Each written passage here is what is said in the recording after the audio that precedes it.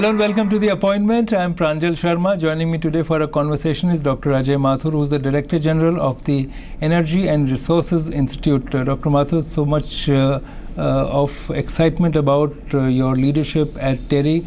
It's of course been a very venerated institution, but new leadership led by you, who has done a lot of work in energy efficiency, brings a lot of freshness to TERI. Let me begin by asking you about, how are you approaching TERI as its leader and giving it direction? Pranjal, first of all, it's wonderful to be here. Thank you very much. It's also great to be at TERI. I worked in TERI many years ago, 20 years ago, and therefore it's a bit of a homecoming. TERI has made the name for itself as a research institution. And the products of its research you see as policies, you see as products and technologies, and you see as services. We work in many areas. We work in energy, we work in climate change, we work in sustainable agriculture, water, environmental management.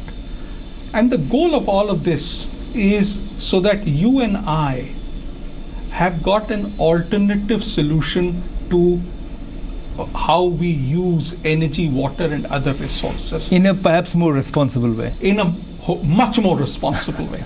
So, for example, there's a lot of biomass used in this country. Approximately 1/5 of the total energy used in this country is biomass. And most of it is used very inefficiently, direct combustion. So, colleagues in TERI have developed something known as the biomass gasifier, which converts this biomass into a gas instead of direct burning. And then you can use a gas much more efficiently. Challenge? How do we get more and more people to use it? Mm-hmm. Similarly, colleagues have developed a consortium of bacteria called oil zapper, which if you put over soil that is contaminated with oil, it converts it back into useful soil. Right now we are using it over soil contaminated with oil in Kuwait, which happened at the end of the first Gulf War. Again, the goal is that we are able to live in an environment which is better than the one that we were living in yesterday. But that's a fascinating piece in terms of finding technological solutions to environmental issues, especially what you're referring to is environmental disasters, which usually happen around fossil fuels, and we've seen oil spill related issues. At TERI, which of these various facets would drive its next phase of growth? It has had a great journey so far. Is it time for TERI to now recalibrate and look at new ways of approaching these issues, especially because the environment is also rapidly changing? Our greatest challenge is that these various solutions that TERI has developed reach out to you and me, mm-hmm. and we are able to actually use it. It's affordable and it's easy to use. This means business models. And a lot of TERI's work now is about ensuring that, for example, the gasifier or the oil zapper is used by somebody, is made available to them, and in large enough quantities so that it makes a difference. It transforms lives. It's from research to application to adapting and adopting of the technologies in daily usage for institutions and individuals. That's exactly what it is. Is that what your goal is now? Absolutely, absolutely. The goal is exactly what you said, not only to do research, but to make it such that it's useful to you and I, and available in large enough numbers that it makes a transformational difference. So where is the challenge? Because one keeps hearing of these fantastic solutions which look like great islands of excellence, but somehow they never reach the market or the society or the institutions that will deliver them on the ground. What has been missing, and what do you think can be done now to ensure that if you come up with an oil zapper, it is actually used on the ground? If you come up with maybe another innovation mm-hmm. in the coming months, that people at individual level can use it for a better life? I think there are two major challenges. The first, as I said, is a business model. That means somebody makes a living out of taking this solution and bringing it to your home and mine. That's number one. The second is we also need an enabling policy environment. For example, TERI pioneered energy audits in this country about 25, 30 years ago. Right. We did a lot of them. At some point of time, they also became pro forma exercise, industries getting them done so they could sign off. But what happened over the last 15 years or so is, as energy prices increased, industries realized that this was something that made sense to them. Policies were put in place where the emphasis was not just on getting the energy audits done, but making sure that they are implemented. That created an atmosphere in which energy audits were valued for the services that they provided. So business models and policies, those are the two areas where TERI now focuses on, so that we can take the results of our work into offices, factories, homes, farms, and so on. And that applies also very well and resonates very well with the approach of the current government, where they have been trying to create a sustainable business model for renewable energy, for instance. Mm-hmm. How do you see this change in the policy atmosphere, Ajay? That do you think it's going to be taking these thoughts forward? Will it add momentum to creating business models for using energy more efficiently? Absolutely. I will only give you the example of the LED bulb. Mm-hmm. Few years ago, when we tried to go into the market and buy an LED bulb, it costed 310 rupees. Mm-hmm. And the challenge was that you and I, despite the fact that it would pay for itself in 3 years, did not do it because it costed a lot of money. And if it failed, we lost a lot of money.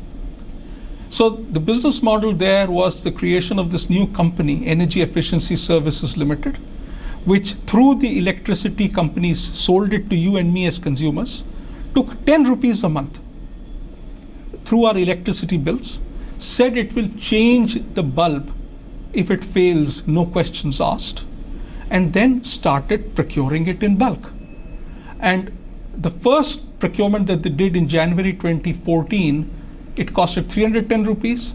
And the seventh procurement, which they have done today, in August 2016, the price has dropped to 38 rupees. What it tells you is that a clear path ahead, a clear set of benefits, helps completely transform the market. And well articulated. Communicated, very well communicated. That's an essential part of it, because you and I as users will spend this money when we are sure that the information that we are being provided is credible and makes a difference in our life. Dr. Mathur, you were referring to renewables. Renewables and the talk of using consumer products with renewable energy, like solar cookers or solar water heater, and now industrial usage through solar plants and wind power. It's been there for maybe 30 years, but it's still not mainstream. What next? I think we are on the cusp of mainstreaming solar energy on our rooftops. Let me give you an example. This building, where TERI has its offices, the India Habitat Center, we put up solar plants on our rooftop. Now, this institution consists of 23 organizations, and while we individually could not purchase the solar rooftop systems, what we did was got a third party who bought the solar systems and installed them, and they sell us the electricity. And we pay them at the rate of 5 rupees 50 paisa per kilowatt hour. Now what we pay NDMC on the other hand is 7 rupees 20 paisa. What it tells you is that this makes economic sense even today. But there are still situations, and I'm sure you're aware of it, that there have been situations where state electricity boards, when they have downtime or lower demand, ask the renewable energy producers to back down and take the fossil fuel based power because they see it as cheaper, while it should really be the other way around. We still don't have that ecosystem which will proactively encourage the use of renewables, especially at the grid level. You're absolutely correct. There is no doubt that in today's system, we have a problem in ensuring that all the renewable electricity that is produced is actually taken up by the system. This problem will become worse in the years to come, because electricity boards will be faced with a situation where when the sun is not shining, when the wind is not blowing, people like you and me still need electricity. And therefore the question will be, where will this come from? Consequently, what we need to focus on, what TERI is working on, are policies and regulations that enable the grid to first take renewable energy, to also invest in storage, so that when this renewables is not available, the stored electricity, whether it is through batteries or possibly in the near term more from pumped hydro, can come in and meet our demand. But it does mean that the way we operate the grid changes. And those are issues that I think over a period of time will have to be brought into the DNA of how a grid system is managed. And here I think you'll have to have a much deeper and hopefully a constructive engagement with state governments, because really a lot of this change lies at their level as well. Well, the challenge today of the electricity sector is at the state level. We are in a situation today where the total amount of electricity that is available, which is generated and available, is far more than what is bought.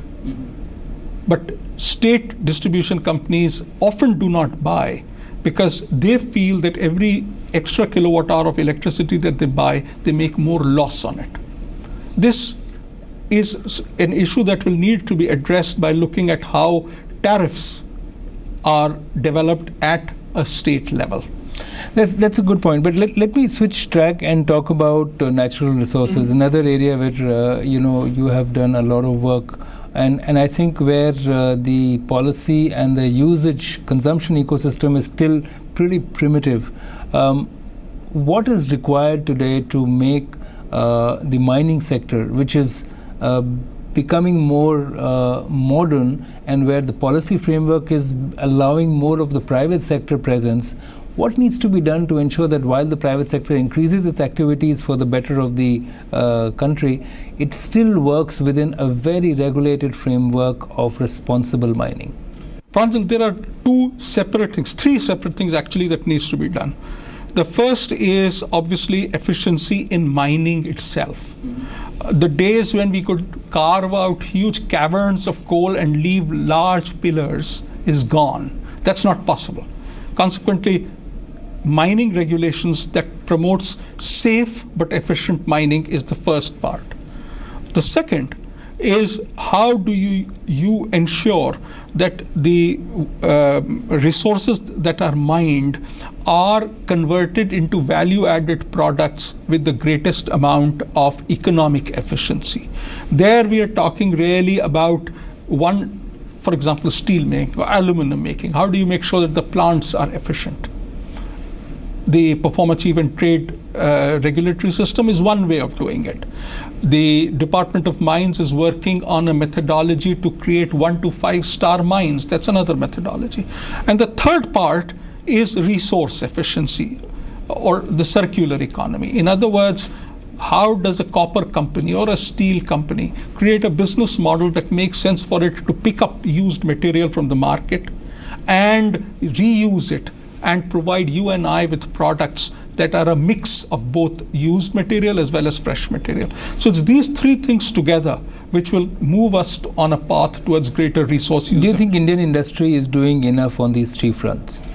Indian industry is certainly doing quite a bit on the second front, which is on how you use the material that is produced and provide and make useful material out of it. On efficient mining, I think we are just starting to see it come into place. It will need a lot more effective outreach and regulation to make it happen. On the third part, which is the circular economy, not very much has happened, but that's an area where, again, I think this country needs to take the lead. But is there something that TERI is doing to enhance and improve the atmosphere on these three fronts? TERI has been at the forefront, again, of enhancing the production efficiencies. We are now working with a number of sectors, construction sector, automobile sector, steel sector, to see how the reuse efficiency can be increased. We have not yet focused on the mining part itself. Ajay, we've talked about renewables and resources. On the usage of resources for a growing country with such a high population, the issues of climate change and the paradigms are very different from the developed world, and that has come across in several ways at global fora. What is TERI's view on this, and how do you see India's point of view becoming more dominant, or at least getting its say and being heard at the global fora? Pranjal, most Indians do not have access to adequate energy. And consequently, this is one of the things due to which their quality of life is also relatively poor. As we go ahead, we want people to have a better quality of life, they will use more energy. What it also implies, therefore, is that in the medium term, Indian energy use and Indian carbon dioxide emissions would actually increase rather than decrease. Nevertheless, as responsible Indian citizens, what is it that India can do? And what India has done is that to commit that while its emissions will increase, the emissions intensity, that means the amount of emissions per rupee of GDP, will decrease. This is a challenge. But if we want to develop, and if we want to develop responsibly, this is an important step ahead. The global agreement, the Paris Agreement, which was agreed last year, said that each country will commit to what it can do. And India has therefore committed that it will reduce the carbon intensity of its economy by 33 to 35% in 2030, less than 2005. The key issue here is that each country says what it can do. And my feeling is that if each country achieves what it pledges, and if I have pledged something, the chances that I'll achieve it are high, we are that much closer. But it's an ability to do and not really a promise to do. Agreed. And that's why the second part of the Paris Agreement is about what is called as transparency. That each country, including India, would every year, every 2 years, bring out what it is doing and how is it moving towards its goal.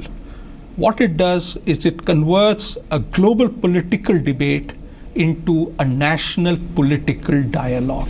Do you see enough connect between what India says at the Paris Agreement, what India has said at the Paris Agreement, and it's working inside the country? Because it's not just about the government's commitment, it's also about all the stakeholders really playing their roles. Do you think there's enough awareness, intent, and even action on achieving or taking some steps towards what we promised to do or what we want to do for the Paris Agreement? What has started happening is that the government has made its intent clear. Whether it is on the energy efficiency side or the renewable side, there are various policies that it has already put into place after Paris. It's very interesting that this is an area in which industry takes the lead as well, because industry sees a bottom line benefit to itself as well. And you are in some ways between the government and the industry. That's right. That's right. Because what we see our role also is one of a multiplier.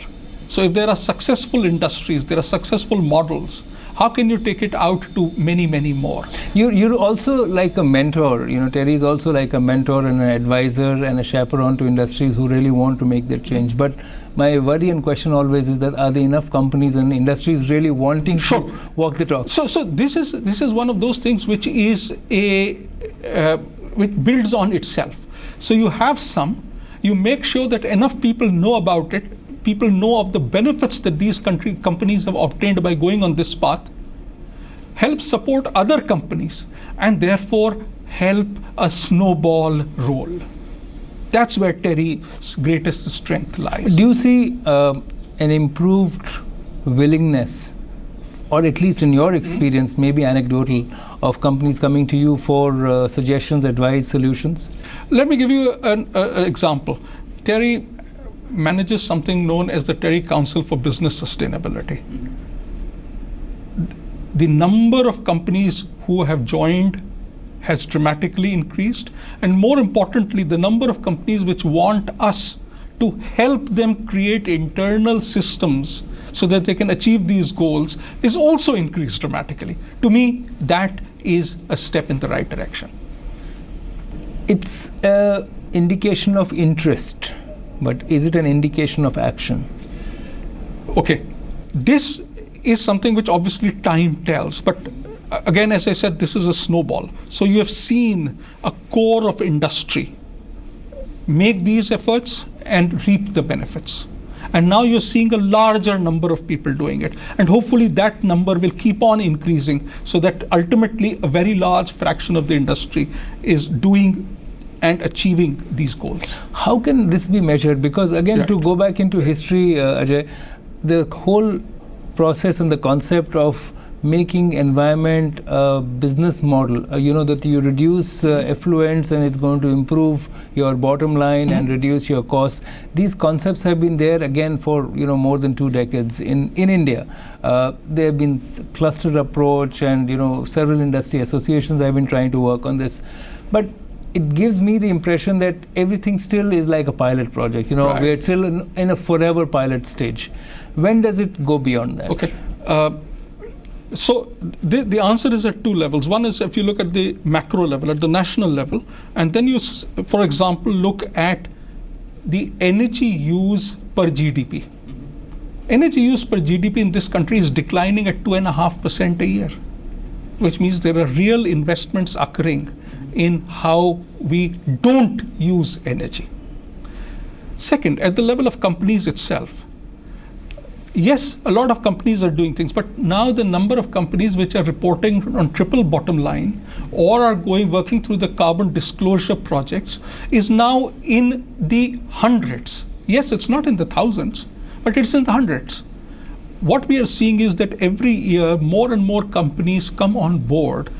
They may be driven by different kinds of motivations.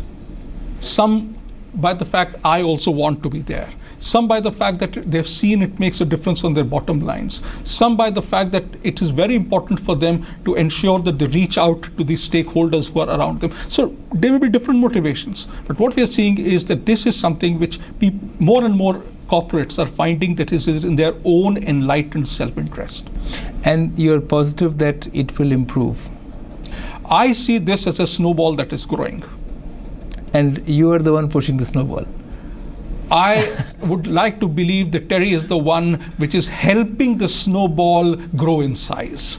Ajay, thank you very much for such a positive outlook on the way things are and your contribution to making our world a little better. Thank you so much. Thanks so much, Pranjal. It was absolutely lovely.